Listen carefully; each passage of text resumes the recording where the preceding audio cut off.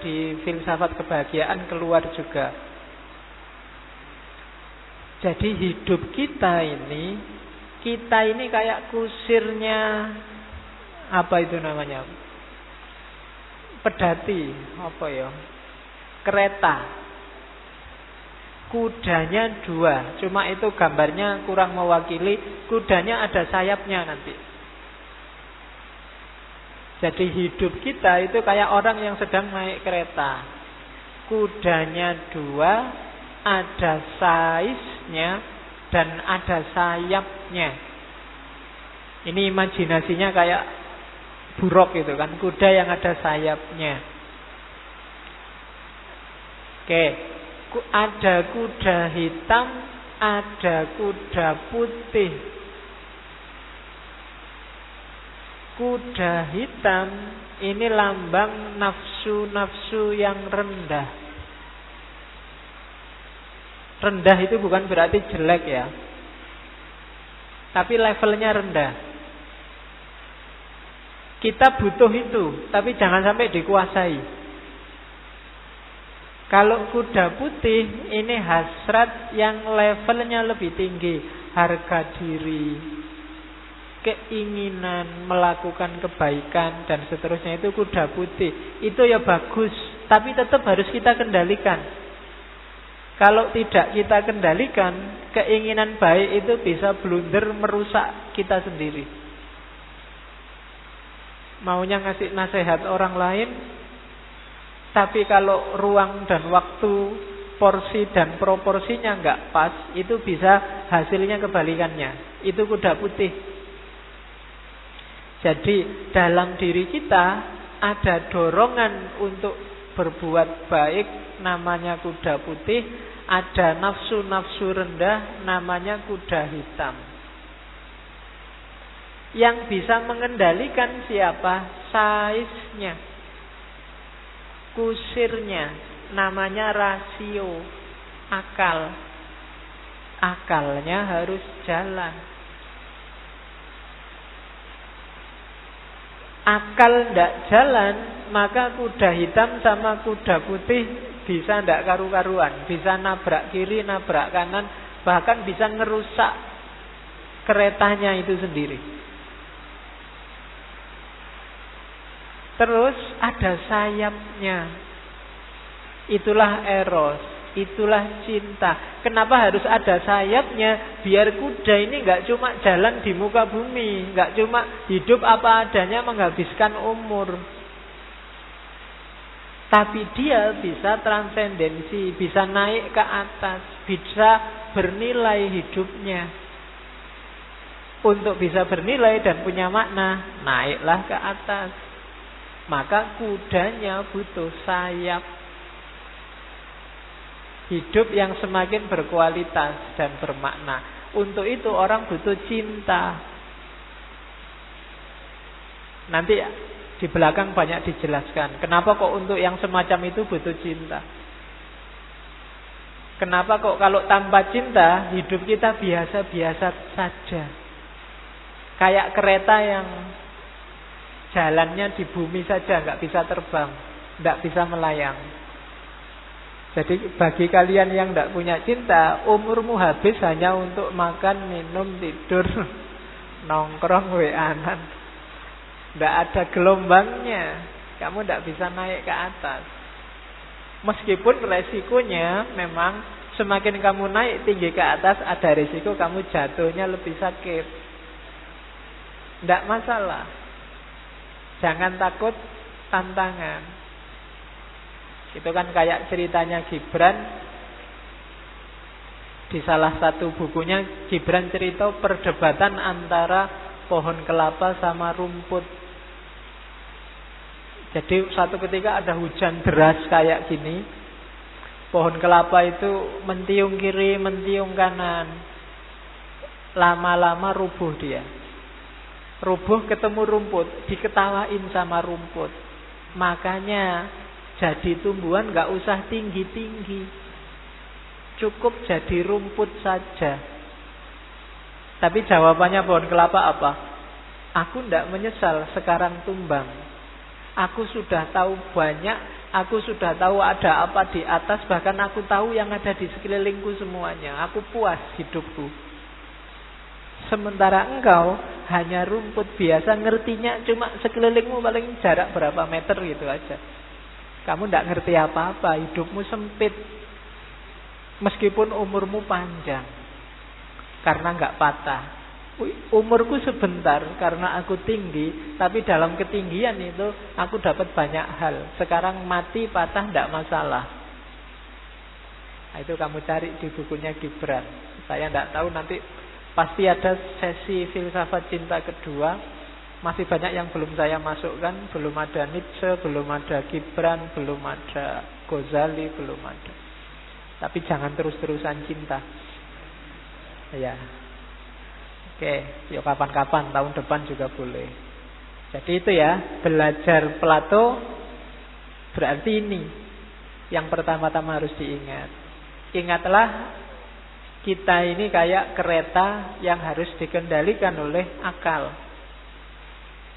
Jangan sampai akalnya mati. Bolak-balik saya bilang, kayak katanya Aristoteles itu, manusia adalah binatang yang mikir. Jangan sampai mikirnya ini mati. Karena begitu mikirnya mati, yang tersisa tinggal binatangnya. Dia pengendalinya.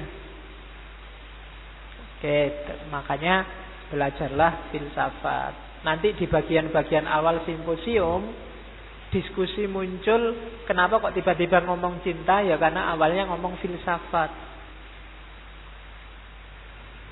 Jadi katanya Sokrates kan sering bilang bahwa filsafat itu adalah satu bidang keilmuan, bidang pengetahuan yang membuat kita bisa hidup lebih baik. Kenapa? Karena kita bisa berpikir lebih baik. Sokrates kan gitu. Pengetahuan meniscayakan kebaikan. Pengetahuan yang benar, perbuatan pasti juga benar. Tidak mungkin orang ngerti pengetahuan yang benar, perbuatannya salah. Kenapa? Orang kayak gini katanya Plato berarti dia belum benar-benar tahu, dan dia orang bodoh. Karena kalau orang benar-benar ngerti, kalau dia tahu kebaikan, dia pasti melakukan kebaikan. Jadi katanya Sokrates, makanya untuk hidup dengan baik kita butuh filsafat. Filsafat itu menunjukkan pada kita, ini loh modusnya hidup yang benar dan baik itu. Filsafat itu menunjukkan pada kita nggak perlu takut ini, nggak perlu takut itu. Kita harus melakukan ini, jangan melakukan itu filsafat. Jadi yang sudah ngaji filsafat sampai sesi 140 sekian, harusnya hidupnya lebih baik kualitasnya. Kalau belum, yo tanyalah pada Sokrates. Kok bisa belum? Harusnya wawasannya tambah, kualitas hidupnya juga naik. Harusnya itu. Itulah hakikatnya filsafat. Kalau belum nyampe situ, ya mungkin masih sofis, bukan filosofia. Kalau sofis itu pengetahuannya banyak, tapi pengetahuan ini diolah untuk kepentingannya sendiri, hasrat individualnya. Makanya kaum sofis ini selalu gegeran sama Sokrates. Nanti di situ juga ada orang sofis di simposium. Jadi jangan jadi sofis, jadilah filosofis. Oke, terus berarti apa? Filsafat itu belajar tentang hidup, belajar tentang manusia. Dan salah satu gejala manusia, gejala hidup yang luar biasa dalam manusia itu cinta. Setiap kali kajian cinta, pasti di situ disebut bahwa cinta adalah puncak fenomena mentalnya manusia. Jadi dia penting. Makanya kalau filsafat itu belajar tentang hidup, dia harus juga belajar tentang cinta. Nanti di awal-awal disebut ya berarti tema cinta itu tema yang penting, harus dibahas. Kesimpulannya itu. Maka nanti ada sekitar 8 orang dalam buku simposium itu semuanya beropini, berpandangan ngomong tentang cinta. Oke. Terus kita lihat orang pertama yang ngomong dalam simposium. Sebelum ke sana, nanti didefinisikan dalam buku Paedros, cinta itu divine madness. Cinta itu madness. Madness itu kegilaan. Tapi divine madness itu kalau di bahasa Indonesia kan mungkin gila tapi ilahiyah. Susah ya definisi kegilaan tapi sifatnya, karakternya ketuhanan. Gendeng tapi ketuhanan, susahnya. Bukan ketuhanan yang maha gila loh ya, tapi kegilaan yang bercorak ilahi. Itu cinta. Tidak ada cinta yang tidak gila. Kalau kamu belum nyampe level gila dalam tanda petik ya, bukan gila beneran. Kalau kamu belum nyampe level gila, kamu belum cinta beneran. Makanya dalam Paedros disebut ya kegilaan itu ada 2. Ada kegilaan karena memang sakit jiwa. Kalau ini sih nggak usah dibahas ya, dibawa aja ke dokter. Yang kedua ini, yang divine madness, kegilaan yang ilahiyah. Ini khas. Dia tidak normal kayak yang lain. Dan katanya Sokrates di Paedros itu kegilaan ilahiyah itu sebenarnya 4 jenis. Salah satunya cinta. Kegilaan ilahiyah itu ya yang pertama madness of prophecy. Profesi itu semacam kenabian. Para nabi, para pembaharu, orang-orang yang dapat ilham untuk melakukan perubahan sosial, itu kan orang-orang yang gila. Enggak normal. Yang lain hidup enak-enak kok dia mikir neko-neko. Ngerusak tatanan, itu kan kegilaan. Itu nabi yang bisa. Jenis pertama, kegilaan. Jenis kegilaan yang kedua adalah madness to escape guilt and hardship. Biasanya orang yang terjebak oleh kerumitan, kesalahan atau hidup yang beratnya beban luar biasa, itu agak gila. Ketika solusi-solusi normal tidak bisa, itu pikirannya biasanya mulai muncul yang alternatif-alternatif. Itu kegilaan, hardship dan escape guilt. Itu jenis divine madness juga. Kayak kamu mungkin ada masalah, dipikir yang lurus nggak ketemu solusinya. Wis ngewarang wae lah piye carane. Itu madness, gendeng kan itu. Wong solusi normal nggak bisa kok kamu ambil solusi ngawur aja. Ini butuh kemampuan nggak sembarangan. Itu madness. Kayak kamu ujian nggak ngerti dosennya kitanya apa, wis dikewarang wae sapa ngerti bener. Itu jenis madness juga. Jenis kegilaan juga. To escape guilt and hardship. Jadi maka kalau kalian ingin hidupmu berkembang, hidupmu semakin naik kualitasnya, kamu butuh kegilaan ini. Yang nomor 3 kamu butuh. Jadi bikin hidupmu berat, kamu merasa di pressure A, di pressure B, di pressure C, nanti otakmu akan meletek. Nyari jalan keluar. Tapi kalau kamu nggak berani tantangan, nyari aman saja, comfort zone saja, ya hidupmu gitu-gitu aja. Maka jadilah orang gila. Dalam tanda petik ya. Nanti kamu gendeng beneran. Sing disalahke ngajinya. Masa disuruh gila kok kemarin. Terus yang keempat, madness of poetry. Poetry itu ya sastrawan, puisi. Ini ya butuh orang-orang gila. Jadi puisi kok isinya lurus, delujur, gak ada yang baru ya ndak laku mesti. Harus inspiratif, ada yang baru. Maka orang-orang budayawan, sastrawan itu kan pikiran-pikirannya kadang mengejutkan. Itu jenis madness juga, kegilaan. Orang yang bisa keluar dari cara berpikir normal. Dan yang terakhir ini, kegilaan cinta. Katanya Plato, Kegilaan ketika kita melihat keindahan pada sesuatu yang kita cintai. Itu kegilaan. Lagi nongkrong pinggir jalan kok ada yang lewat.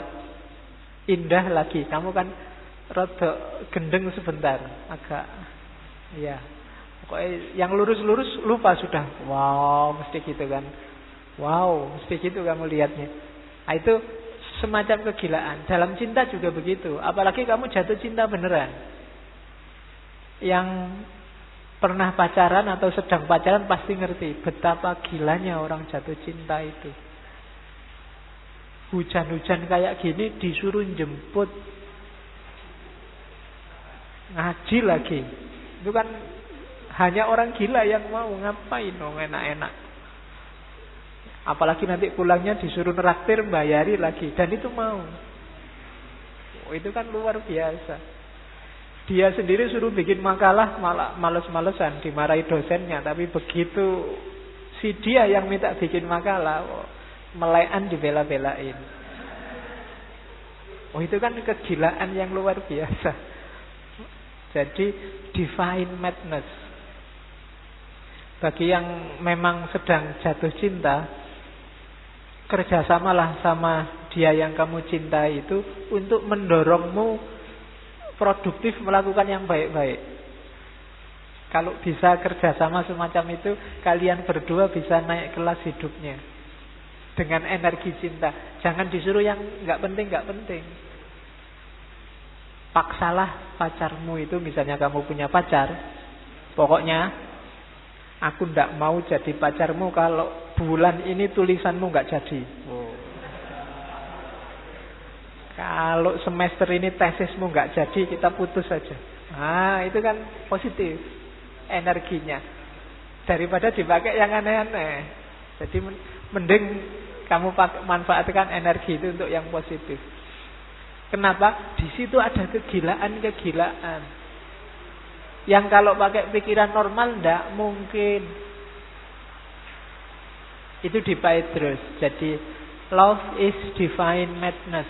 Cinta adalah kegilaan ilahiyah. Orang yang jatuh cinta adalah orang yang gila. Orang yang berpuisi, para sastrawan, biasanya orang-orang yang gila. Orang yang hidupnya kepepet, itu orang-orang yang gila. Dan para nabi kadang-kadang melakukan revolusi sosial, mereka juga kategorinya orang-orang yang gila. Terus, ini yang dari simposium. Simposium ini nanti berurutan ngomong sahabat-sahabatnya Plato. Biasanya gongnya itu Sokrates. Sokrates inilah nanti konsep cintanya Plato. Kalau ini masih sahabat-sahabatnya, ada yang salah diluruskan, ada yang dilanjutkan oleh Sokrates, ada yang dibantah sama sekali oleh Sokrates. Yang pertama Petrus. Petrus ini kayak penceramah. Karena dia orang bangsawan. Kalau ngomong agak gaya. Omongannya tinggi, tapi ndak nyambung sama realitas. Ideal-ideal. Kayak calon bupati apa gubernur kampanye ndak ngerti realitas, yang diomongkan yang tinggi-tinggi. Ini gayanya Petrus. Makanya dia bilang cinta itu simbolnya eros. Dalam cinta ada kemuliaan, dalam cinta ada pengorbanan. Para pecinta adalah para pejuang yang mau berkorban dan seterusnya. Ini kalimat-kalimat bombastis untuk menceritakan cinta. Seolah-olah iya memang kayak gitu cinta itu. Ini cuma retorika. Cinta adalah segalanya. Cinta adalah puncaknya kemuliaan moral manusia. Cinta adalah, itu jawabannya pasti iya. Ya memang begitu. Tapi terus gimana realitasnya? Hakikatnya cinta itu apa kan itu? Cinta itu mulia, iya. Hidup ini harus dikembangkan dengan kasih sayang, iya. Tapi urean detailnya kayak gimana? Pokoknya kita harus membasmi kemiskinan. Pokoknya gimana orang Indonesia ini rukun, utuh. Iya lah ngomongnya enak, ya prakteknya gimana? Wong sekarang sudah jelas gegeran, sudah tawuran, sebentar lagi perang kalau tidak ada yang misah. Kita hari ini kan kayak anak kecil yang saya ingat zaman saya kecil itu kalau sedang main sama teman. Misalnya ada yang salah apa itu. Sebenarnya aku ndak apa-apa, tapi temenku ini yang kurang ajar. Wih, digituin. Kalau aku nangis itu, kalau aku ngamuk itu, kalau dia akhirnya ngamuk tenang. Padahal aslinya nggak apa-apa loh, dipanas-panasi sih sama teman-teman. Misalnya ada yang salah padaku, jadi aku rapopo, tapi kok terus temanku yang satu, kalau aku digituin tak sikat, kalau aku digituin tak balas. Akhirnya pingin balas beneran. Hari ini banyak yang kayak gitu, kamu dipanas-panasin. Kamu tidak sadar sedang dipanas-panasin biar menyala semua dan nanti tawuran. Begitu tawuran, yang tadi panas-panasin yang tepuk tangan, ayo terus, sikat aja terus, mesti gitu. Seneng dia, sukses provokasinya. Pak Idrus ini gayanya itu sebenarnya. Dia ngomong tinggi-tinggi teoritis. Cinta itu mulia, cinta itu inti kehidupan, cinta itu segalanya dan seterusnya. Tidak salah, bagus-bagus saja. Cuma terus gimana menjalankan cinta ini? Cintailah musuhmu. Kalau kamu ditampar pipi kiri, kasih pipi kananmu. Lu yo panas ta yo. Ya kan? Prakteknya piye? Gitu. Oke. Itu sebenarnya mungkin ada lanjutannya. Kalau tampar kiri kasih kanan, kalau kanan juga ditampar, balas sekeras-kerasnya. Terusane ngono. Oke. Jadi cinta itu mulia. Ya wis, manut wae lah. Kalau orang ngomong kelas-kelas tinggi gini, ya lah wis bener. Yang penting terus gimana? Ini Pak Idrus. Ada yang kedua.